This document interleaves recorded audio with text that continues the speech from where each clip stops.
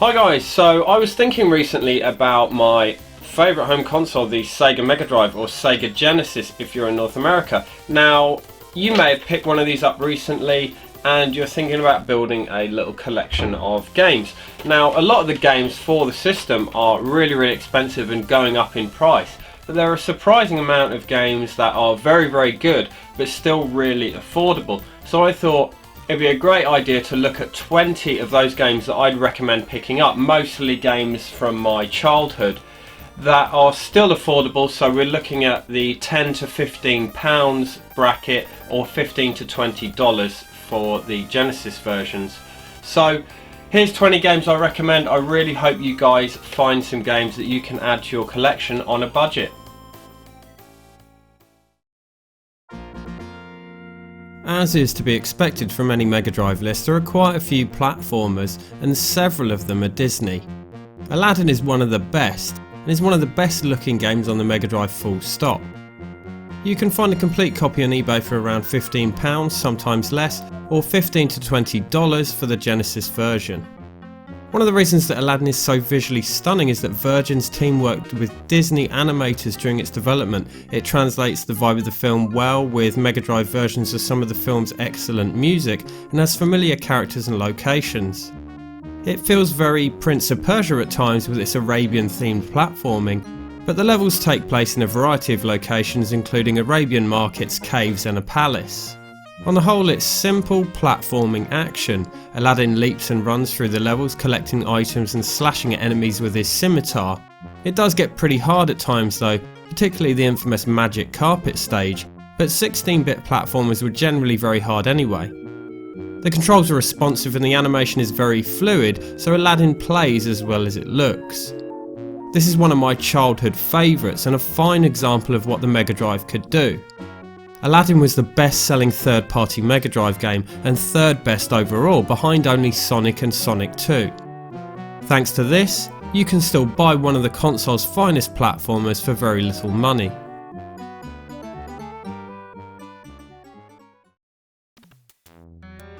Super Hang-On is a port of the arcade game designed by Yu Suzuki. This is an absolute Sega classic and at the price it's a no-brainer. This can be found for as little as 5 to 10 quid.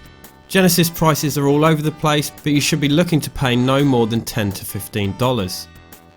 It's best described as outrun on motorbikes and has equally fast racing action with a legendary soundtrack to boot.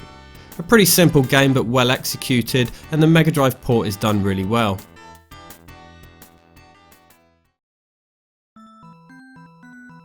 As I've mentioned Super Hang-On, it's worth mentioning Mega Games. This was the first of several triple packs released for the console featuring the aforementioned Super Hang-On, Columns and World Cup Italia 90.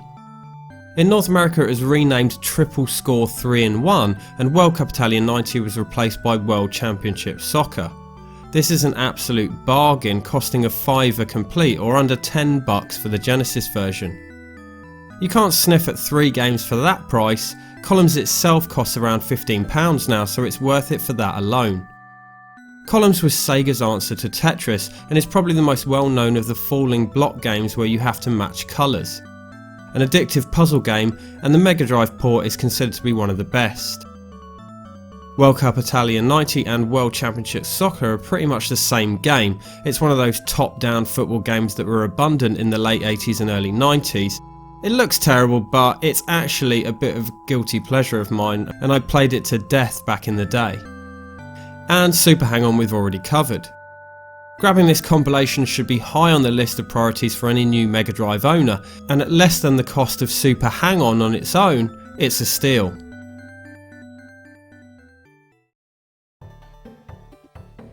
There are several great Shinobi games on the Mega Drive, but the only one that sits within our target price range is The Revenge of Shinobi. Thankfully, it's a belter and a must-have for any fledgling collector. This one can fluctuate in price and often creeps up to 20, but you can often find it for 10 quid or less. Sadly, the North Americans get the short end of the stick on this entry, as a Genesis copy will cost you $35 to $45. A side-scrolling action game, Revenge of Shinobi sees Joe Musashi take on bad guys galore across some really varied locations. It has everything you'd want from an arcadey side-scroller like this, top-notch graphics and gameplay, and one of the Mega Drive's most iconic soundtracks from Yuzo Koshiro. An absolute classic for the console here, and being a relatively early title in 1989, it's become synonymous with the Mega Drive.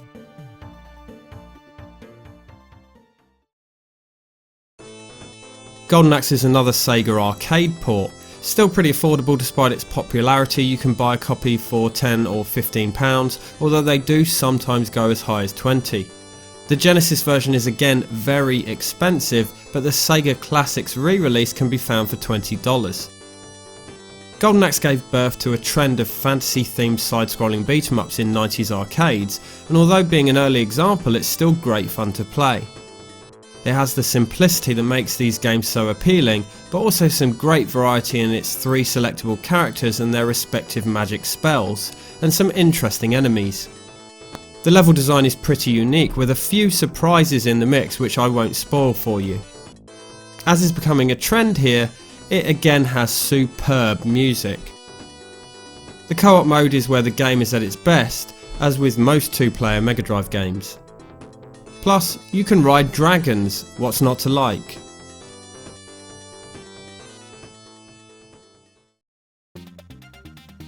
And this leads me on to Mega Games 2, another triple pack of games, although I'm afraid that this one and all subsequent editions were European exclusives. Sorry Genesis owners. Mega Games 2 will set you back a mere 10 to 15 quid, and you won't find a better set of Mega Drive games at this price, because the 3 games are The Revenge of Shinobi, Golden Axe and Streets of Rage. The first 2 we've covered, but the latter is arguably one of the best games that the Mega Drive has to offer. Sure, I do prefer the second game, but it's close, and I know that this is many people's favourite. Another soundtrack from Yuzo Koshiro here, and this series is some of his best, with early 90s techno beats pumping through while you crack some punk's skull with a lead pipe. Streets of Rage and Mega Drive go hand in hand. There was no better series to play couch co-op with a mate, and however many times I play this, I still absolutely love everything about it. The original Streets of Rage has risen in price in recent years and is averaging about £20 now, so with that, The Revenge of Shinobi and Golden Axe, you're getting 40 to 50 quid's worth of games here for only a fraction of the price. Picking this one up is pretty much a no-brainer.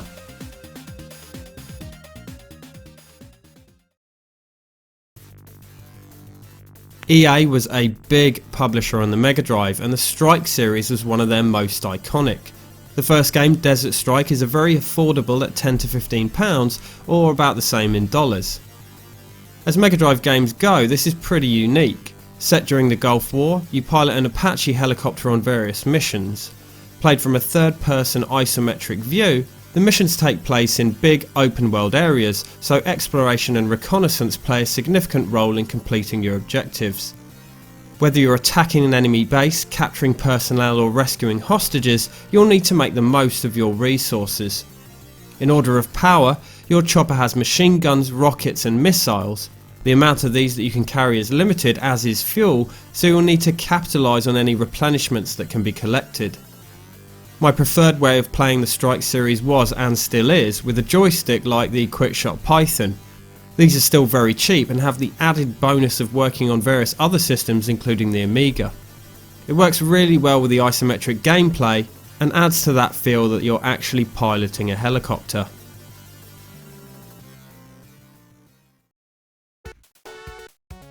No Mega Drive starter guide could be complete without Sonic making an appearance. The first 2 are the top selling Mega Drive games, so they're both cheap as chips, but Sonic 2 is my favourite. It took what made the first Sonic the Hedgehog great and built on it, ramping up the quality of the level design and style in general really. It's only a $5 complete and $10 or less on the Genesis. Sonic 2 has some really iconic levels, the Casino Night and Chemical Plant zones standing out as particularly unique for me. The special stages are great fun too, where you run through a half pipe collecting rings and avoiding spikes. Sonic 2 also introduced a new sidekick, Flying Fox Miles Tails Prower. You can play as Sonic or Tails, or both. If you're playing as both, the computer controls Tails, although a friend can use a second controller to control him to some extent. The pace that made the originals so appealing is maintained for the most part. The music is in my opinion better, with some tracks that will stick in your head long after you've played it, and there are some very welcome gameplay additions. The first is the spin dash. It makes so much sense to have this ability in a Sonic game, and it really helps to keep the levels flowing. The second is the 2-player mode, where you can take on a friend in a select few zones. Despite some slowdown, this is really fun. Despite Sonic 3 being superior from a technical standpoint, Sonic 2 is still my favourite in the series and is far more affordable.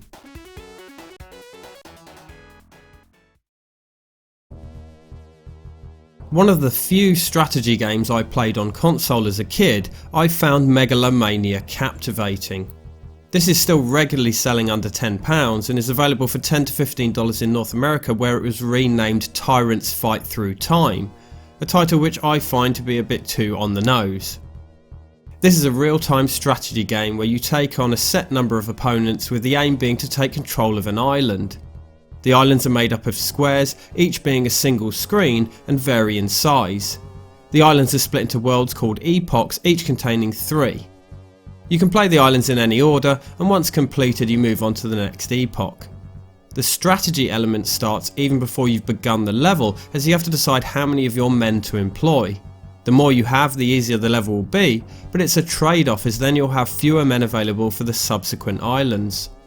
During gameplay, victory is achieved by eliminating all opponents inhabiting the island, which you do by researching tech in order to advance your level of technology. Your army starts off as primitive humans with sticks and stones, then advance through several eras of technological ability, including medieval and modern. Each tech level brings with it new buildings and new offensive and defensive weaponry.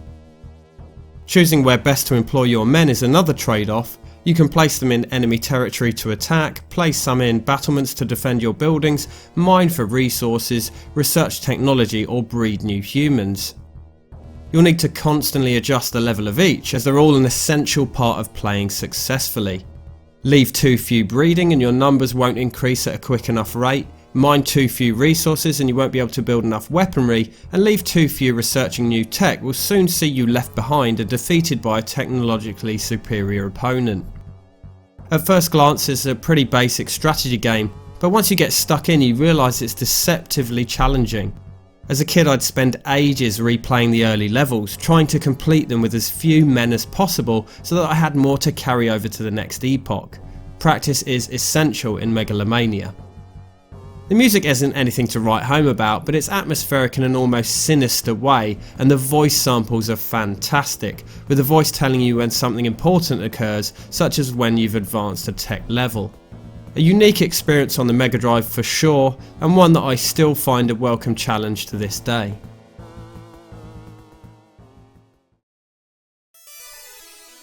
Another Disney platformer, Quackshot, costs roughly a tenner or $10 to $15, although it can creep up to as high as $25. Quackshot stars Donald Duck, and it's more of a traditional platformer than some of the other Disney games on the Mega Drive like Aladdin or The Lion King.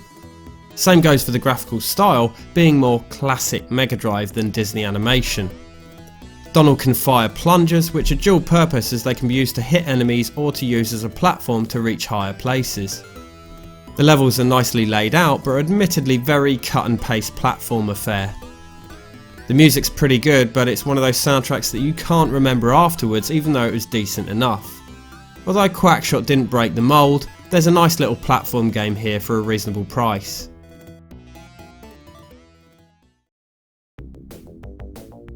Possibly one of the greatest local multiplayer racing games here, Micro Machines. Micro Machines 2 is my favourite in the series, and it's still very cheap at £10 complete with all the gubbins. Sadly, the 2 sequels were PAL exclusives, so in North America you'll have to settle for the original Micro Machines, which will set you back about $20. On the whole, both games have the same content. It's a top-down racing game where you score points by getting enough of a lead to leave your opponents behind off screen, and once you've scored enough points you win. The trickiness with this game is the speed at which you move versus how far ahead you can see. Learning the levels precisely will give you a huge advantage here, as there are not only sharp turns but numerous jumps and obstacles, so if you don't react quickly you'll find yourself driving straight into a box of cereal or off the edge of a pool table. Its most endearing quality is the source material, the Micro Machines toy series on which the game is based. As you're racing tiny little toy vehicles, including cars, boats, helicopters and planes, the tracks take place on things like a breakfast table, pool table, or in the bath.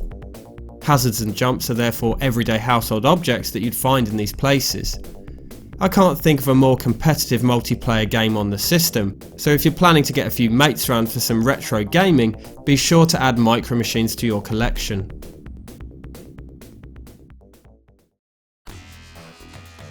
Kid Chameleon is a great little platform game and a Mega Drive exclusive that seems to have flown under the radar for a lot of people back in the day. Despite this fact, it stayed at a reasonable price, costing about £10 or $10 to $15 on the Genesis. This platformer has a simple but well executed gimmick.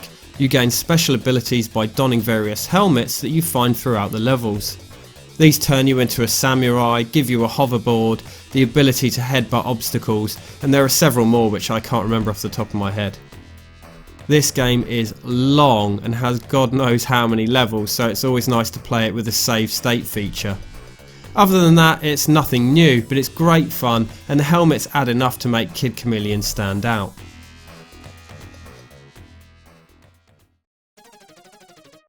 Okay, maybe I spoke too soon when I said that Micro Machines was the most competitive multiplayer game on the Mega Drive, as Speedball 2 is certainly a contender. This is made by one of my favourite Amiga developers, the Bitmap brothers, and although it's inferior, they did a great job porting it to the Mega Drive. This one will cost you about £10 or $20. Speedball 2 Brutal Deluxe is like a futuristic handball. The aim is to throw the ball into your opponent's goal, with points also being awarded via several other bonuses on the court, and you can take out the other team members by slide tackling them. The graphics aren't quite as nice as the Amiga original, but you wouldn't expect any different, and the music is a faithful rendition of its excellent soundtrack. It's pretty basic, but bloody hell it's good fun, especially versus a mate. Cool Spot is one of the weirdest game licenses going, being based on the 7-Up mascot. This can be found for roughly £10 or $15. You could be forgiven for expecting a subpar game here considering the bizarre main character, but this is actually a very well designed platformer. Cool Spot leaps around some varied and colourful levels and can shoot out bubbles to attack enemies, presumably bubbles from 7-Up. On the whole, the soundtrack is good but not particularly memorable, but has a couple of standout tracks, but it's sort of cool in a 90s kind of way. Much like Cool Spot himself, who wears shades and swaggers around in a way that you'd think was cool if you were 12 in 1993, which I was, incidentally.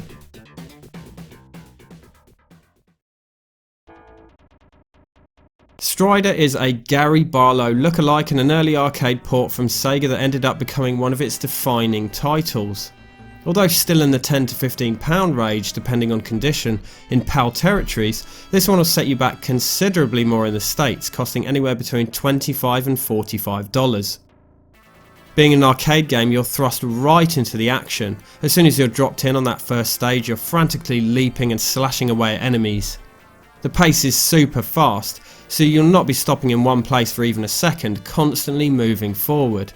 This means that timing is paramount, using combinations of jumps and attacks at just the right moment to avoid taking damage. He's essentially a futuristic ninja, his weapon being a plasma sword. Several power-ups can be collected, including one that increases the sword's range, but the best and most unique are little robot buddies that you can collect. There are 3 in total: small robot droids, a hawk and a saber-toothed tiger. The levels are laid out somewhat unusually, so you don't fight one big boss at the level's end, but instead several smaller bosses throughout. In fact, it's only what seems like seconds into the game before you encounter your first mini-boss. Although clearly set in the future, having huge metallic structures and robotic enemies, there are elements of the present day and even prehistoric times. One level sees you fighting Amazonian warriors and leaping on the backs of dinosaurs. Being an arcade port, it also has some flaws. It's very short and very challenging. The game only has 5 stages, with the last ending in a boss rush of most of the main bosses you've fought thus far. If you're a skilled player, you can complete the entire game in 10 minutes, so it's not the meatiest of games. Not that I ever got that far myself, as I always found it really hard as a kid. Still, STRIHE is simply a must play for any Mega Drive owner.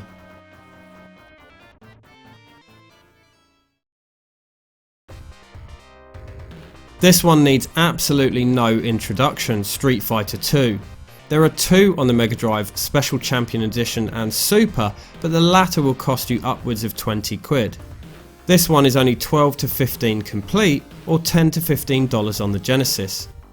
This does have a reputation of being inferior to the Super Nintendo version, and it is, but not by as much as people make out. It's a solid version of Capcom's arcade smash with good graphics and excellent sound. Visually it's just a bit muddy when compared to the SNES Turbo release, which has crisp, clean graphics.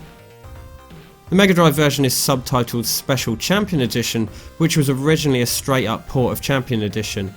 After Turbo was released for Sega's rival, they pushed back the release and had Capcom add some bits from the Turbo release.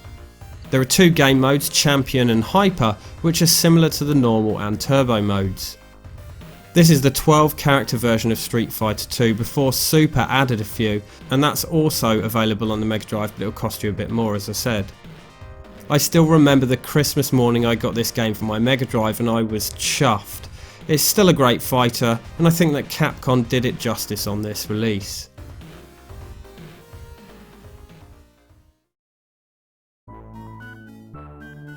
The third and final Disney platform game on this list, World of Illusion, stars Mickey Mouse and Donald Duck and costs around £10. Prices are up and down on this one in North America, but look to pay $10 to $20. This is a beautifully colourful game and feels very Disney from its characters to its music. The music, like in Quackshot, is either jaunty or atmospheric, but not particularly memorable. The feel of the game is very magical, clearly drawing inspiration from some of the classic Disney films, particularly Alice in Wonderland. World of Illusion is the sequel to Castle of Illusion, but this time Mickey's joined by his pal Donald. The game can be played using either character or in co-op using both, and each of these three options will mean taking different routes through the levels. This in turn opens up levels which are inaccessible otherwise. It's probably most enjoyable in co-op mode, but the alternate routes do add some welcome replay value. Mickey and Donald have magical capes with which they can attack enemies, magically turning them into harmless things like butterflies or birds. A cute little Disney platform game that's exclusive to the Mega Drive and one that stayed pretty cheap.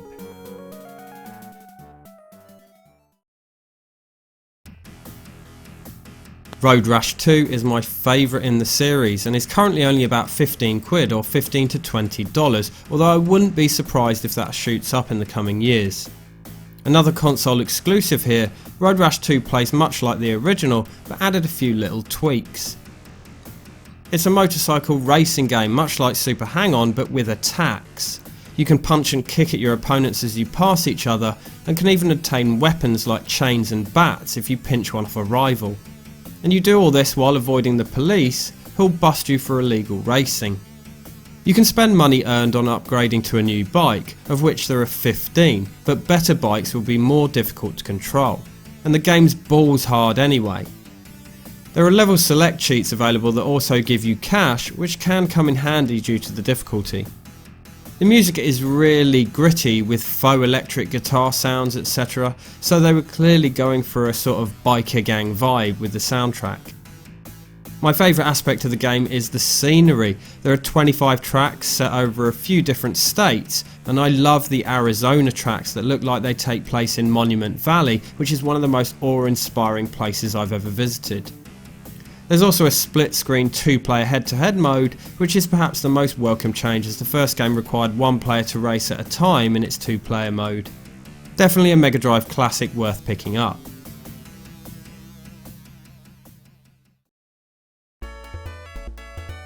The final platform game on the list is Alex Kidd in the Enchanted Castle. No, not Alex the Kid. This one is around a tenner, with the Genesis version costing 10 to 15 bucks. Not much I can say about Alex Kidd apart from it's a really basic platformer that I loved as a kid. It was an early release coming out in 1989 or 1990 in Europe, after the success of the run of Alex Kidd games on the Master System. In addition to being able to jump, he's got a punch attack and can do little flying kicks. It's one-hit deaths, so it can be a bit frustrating at times if you're caught out. Some levels take place underwater, but thankfully Alex is a competent swimmer, and some in the air. You can get vehicles at some points in the game like a motorbike or a pedal-powered helicopter, but obtaining them can be a bit annoying as this aspect of the game is based on rock, paper, scissors, so essentially it all comes down to chance. Pretty odd game design. This was Alex's only 16-bit outing, so if you want to see what all the fuss was about, then this is your only opportunity on the Mega Drive.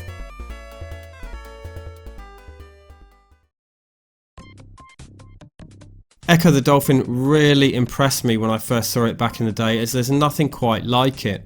This sits at around 10 quid or $15.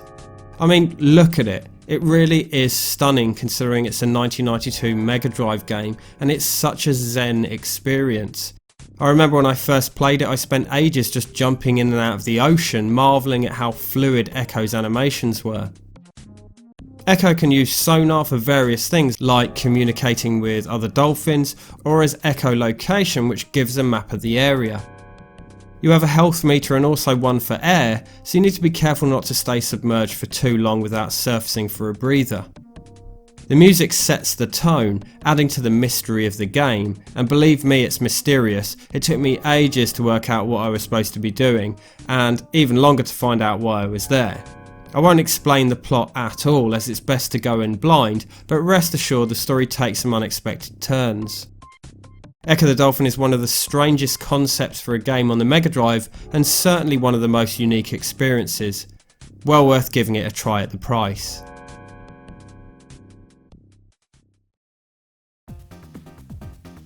So those were my suggestions for 20 Mega Drive or Genesis games that I loved as a kid, still really enjoy playing, and most importantly, are relatively affordable. If you're new to the console or are planning to get one, I sincerely hope that this list has helped you get a good start in collecting for my all-time favourite home console. Thank you very much for watching.